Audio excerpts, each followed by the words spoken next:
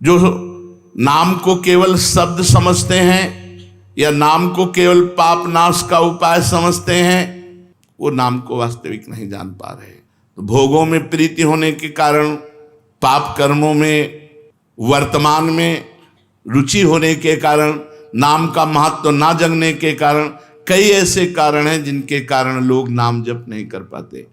जैसे आज एक एकांतिक में कह रहे थे कि मुझे डर लगता है आपके पास आने में कि आप मेरी सब गलतियां छुड़वा देंगे। हम कहा धन्य है, पहले व्यक्ति ऐसे मिले जो इतना गलतियों से प्रेम करते हैं, इतना गलत बातों से प्रेम।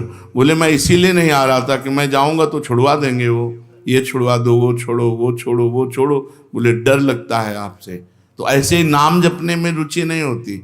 मेरी शराब छूट जाएगी, मेरा अमुक कार्य छूट जाएगा, मेरी भोग विलासता छूट जाएगी, जबकि ये असत है। ये छूटेगा तो महान सच्चिदानंद सुख प्राप्त होगा।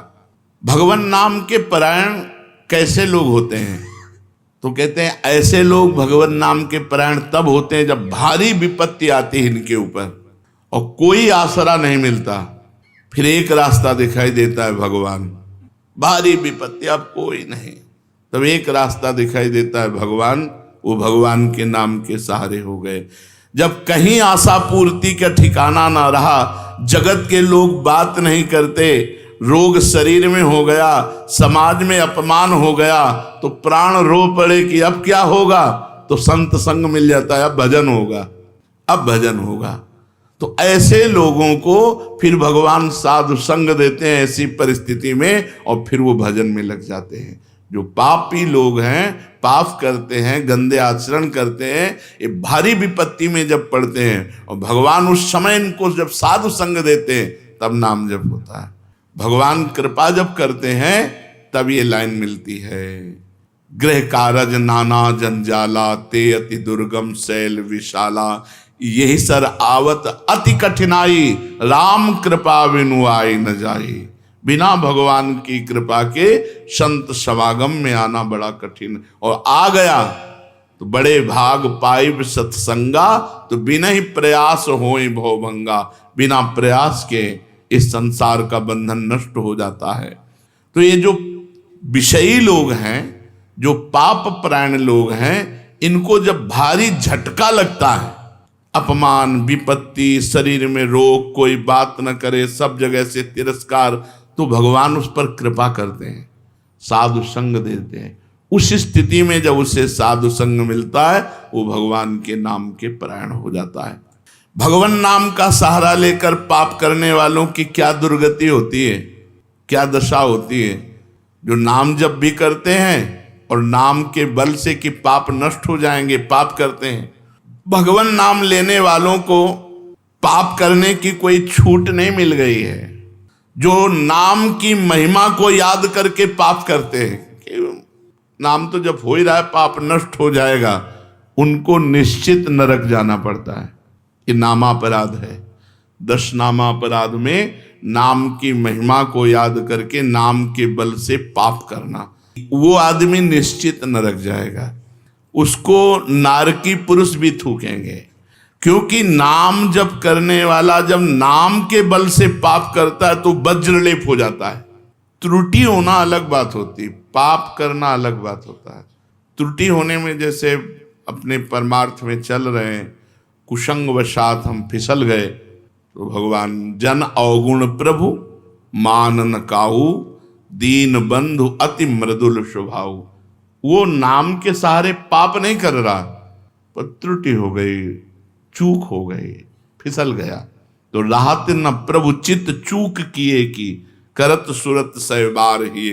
भगवान हृदय की बात देखते हैं कि पाप कर्म करना नहीं चाहता, लेकिन मेरी माया के विवश होकर पाप कर्म, एक हर्षित होकर संकल्प बनाकर पाप करना, तो वो वज्रलेप है। वो नाम नहीं मिटाएगा, नरक मिटाएगा। वो नरक में जब जाओगे उसका दंड मिलेगा, तब मिटेगा।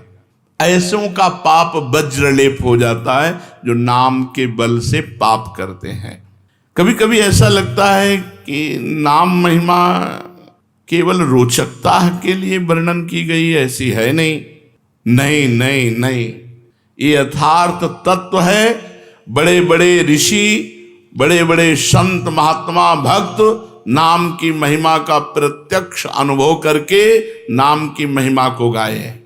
नाम के रसिक मतवाले होकर नाम प्रेम में मस्त हुए, कभी हंसते कभी रोते, कभी नाचते कभी गाते। ये सिद्ध बात है, ये केवल रोचकता की बात नहीं है, और ये हम अपने जीवन की भी बात कहते हैं। भगवान की कृपा से सांख्य योग में भी प्रवेश रहा, अष्टांग योग में भी प्रवेश रहा, कर्म योग में भी प्रवेश रहा, और भक्ति योग में भी प्रवेश हुआ। और भक्ति में प्रेम लक्षणा भक्ति, प्रेम लक्षणा भक्ति में निकुंज भक्ति, उसमें भी सार बात नाम ही पाई।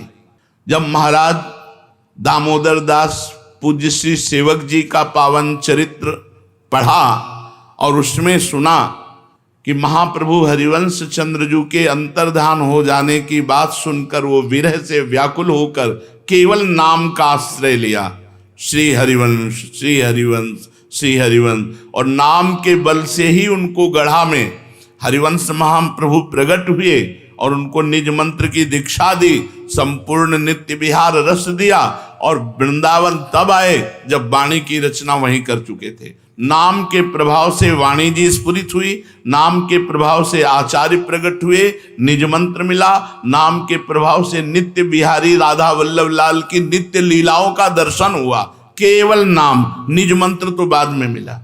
केवल नाम के बल से निज मंत्र भी मिला, नाम के बल से ही नित्य लीला में प्रवेश हुआ, नाम के बल से ही वाणी जी स्फुरित हुई। पूरी सेवक वाणी जो रखी हुई है वो मानो श्री चतुरासी जी की टीका ही है, तो और विश्वास दृढ़ हो गया।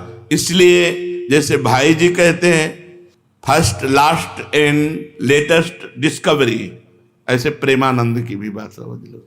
हमारी प्रथम अंतिम और वर्तमान की अनुभूति राधा नाम, राधा राधा राधा, लोक परलोक तुम्हारा सब मंगल हो जाएगा।